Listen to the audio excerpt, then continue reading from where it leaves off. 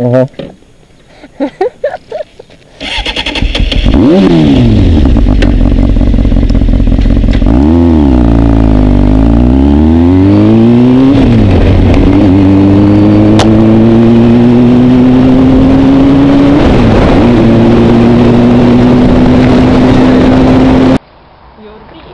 Jako první to jsem se nemohla to zvyknout, ale ono tak jako je to, že když člověk je zvyklý, tak to mi sedí dobře. Jo.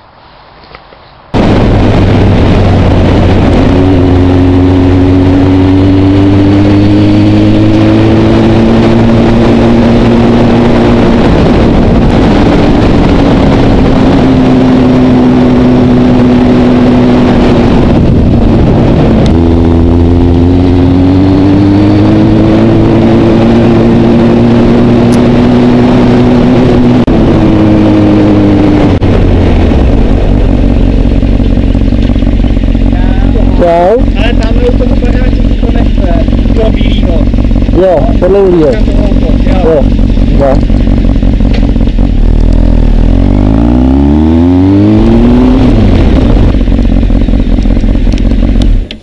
Super.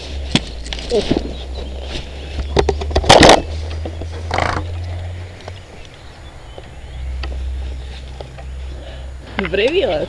Takže dneska je 19.5. Jsme v Bzoví u Jirky na chatě. Je krásně a jdeme na výlet.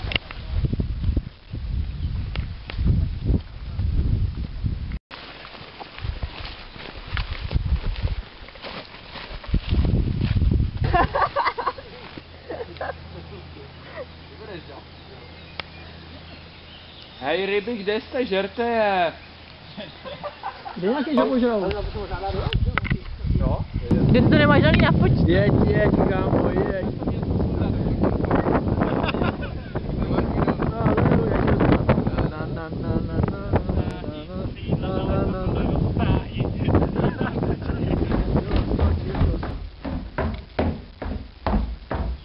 Co je to tma? Světlo, jdeme za světlem. Tak teď hlavně něco říkejte, protože to je video. Takže to já jdu. Ahoj. Půjdeme do vedlejší vesnice, do kostela. Vedlejší vesnice asi 6 km daleko. Tady to je taková finská hustota osídlení. Tam se bude pravděpodobně sloužit tuše. Doufám, že podle způsobu po druhém vatikánském kolekci. To Štěpán všechno vypil včera, jo. Víte to? Ano, Pivo, víc mi chutná ta holba, hele, dnes včera, než to Svějany. Můžeš doporučit divákům? Jo, myslím, že jo. Jak jsi připravený, jak se cítíš na dnešní den? Super, hele. Fakt včera to bylo pěkný, tak se těším, že dneska to bude taky takový. A chceš k tomu něco dodat? Co ty? No, Jak se koment. cítíš na dnešek? Asi to nepůjde. Marta je velmi plaché děvče.